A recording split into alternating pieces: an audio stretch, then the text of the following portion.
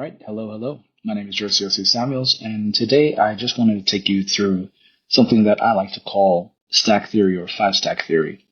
So if you're wanting to connect with me, you can find me on social media at this handle. But let's dive into stack theory. All right. What problem it's addressing and what it is. So what is the main problem that stack theory is trying to address? Fragmentation.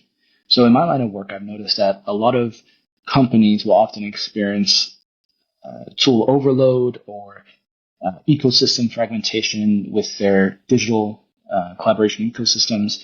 And with AI, it is just exacerbating the problem of companies that may already have issues around tool sprawl, too many tools that they don't even know they're paying for, or even tools that may be mandated but are actually causing friction amongst employees in a company. So, what is five stack theory? Essentially, it is no matter what, keep the 5 stacks and 3 tools per stack max. All right. And if you want a sort of easy visual, this might help. So no matter what project you're involved in, whether it's focus on a business or even for yourself, you should essentially have 5 stacks around you and a maximum of 3 tools per stack. And this aligns well with the 5 fingers on your hand, as well as the 3 segments that make up each finger on each hand. Okay?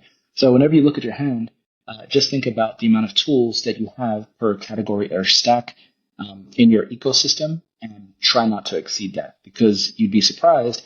But actually, a lot of companies will have as many as 280 something plus tools in their overall tech stack. Now, granted, this is across an entire company, right? So how does this then help you? So if you are looking at, say, your business, like so, then this is essentially what you might end up with. So when you're starting out or even as you're growing, there might be essentially 5 different categories which may have their own stacks. Okay.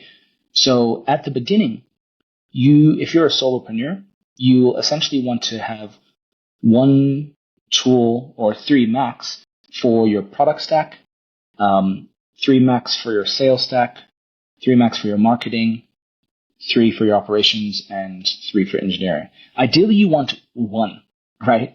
So 3 is the max, but ideally you want 1 for each of these stack categories because it'll help you with your management, especially as you grow. Okay? So let's now just look at, for example, marketing. Okay? What might a marketing stack look like? So let's follow this over. So here, this is a live stack analysis or audit that I've actually done for one of our community members. And as you can see here, they are a marketer, so they primarily are working with a marketing stack. Now, when dealing with a client of theirs, as we're mapping out all of the activities and then the tools associated with those activities, we found that under the marketing stack, there were other stacks essentially inside of that. And using 5 stack theory again, right? If this is your parent stack, you want to keep to 5 max. So here we have 4: content creation stack, video stack, lead gen, SEO stack. Okay. And even within a content creation stack, you have image creation, distribution, copy. Okay. Copy standing for copywriting. And these are the tools that she is using here. So we've got Tree Chat, Canva, and something called List Reports. We've got LinkedIn and Facebook for the distribution, Google Gemini, Claude, and ChatGPT. Okay. Then as we went down, she said she was using Canva for video. Lead gen was manual, so there's an opportunity here. This is why I've highlighted this in red. And then for SEO, this is an unknown. Okay. Now, we have essentially a new technology stack that has come into play, right? So people already have their activities from a business standpoint. And then we've got a new technology which kind of runs in parallel to everything, which is also spitting out new tools. And so this is where people get excited, right? It's like, ooh, let me learn some new AI tools. So you've got Gemini, Claude, ChatGPT for content creation over here. And then down below, you got tools like Descript, maybe Gong, and then GEO, which stands for Generative Engine Optimization. And this is essentially looking at how search engine is moving away from Google and now producing results straight within chat conversations.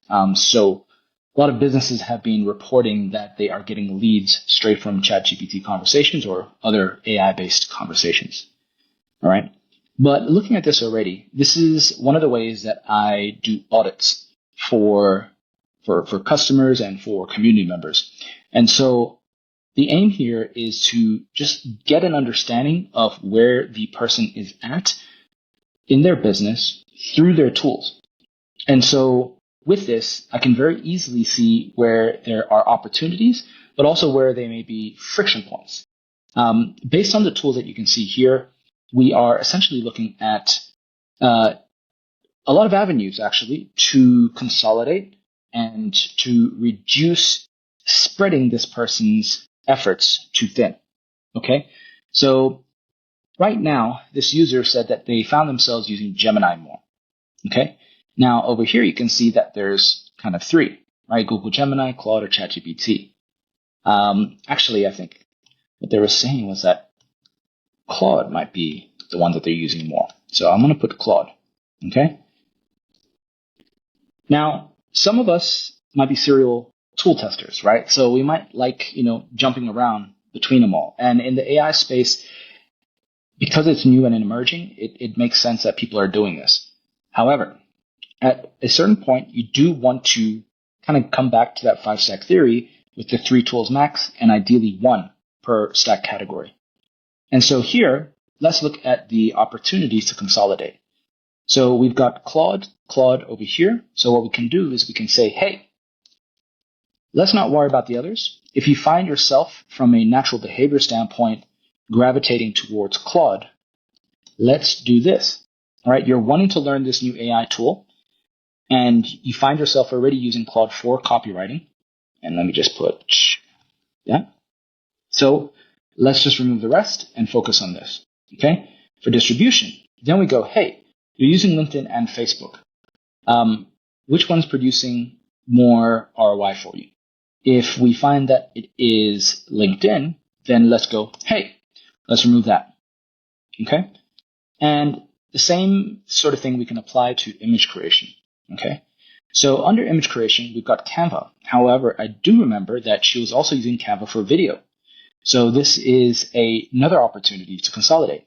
So what we do is we remove those, and now we've got Canva there and Canva here. So we can use one tool across 2 different stack categories, content creation and video. Okay. Then for lead gen, this might require some research. Okay. So since it's manual, you might want to just put an emoji, although that emoji is not shown. There we go. Just to indicate, hey, this is an opportunity for research. And then finally, we've got SEO, and this might also require some research if she hasn't made a decision on this yet. But from this, we can essentially provide a tech stack for the user that is a lot cleaner. Okay?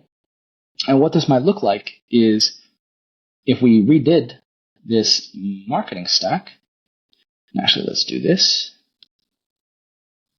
right? What it might look like is more Canva, and then Claude.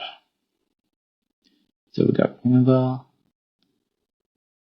we've got LinkedIn, and then we've got Claude.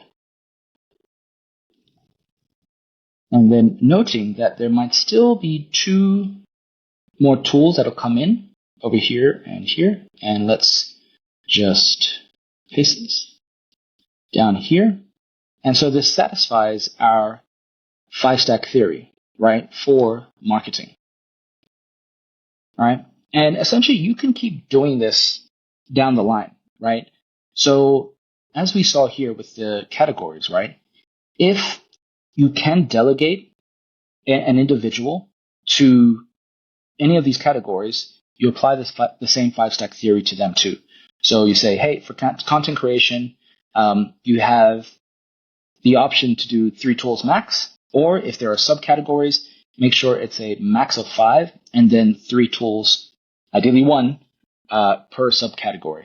But this way you can visually see how you can get spread a bit too thin because certain areas might have sub areas. And ideally for humans, this means that this is essentially another job or another role. Some people might be able to switch back and forth between tools easily, but I found generally if you can keep to this 5-stack theory, then it'll make things better for you, more optimized, and anything new that comes in, you can really ask yourself, does it fit into my 5 stacks and my main tools here?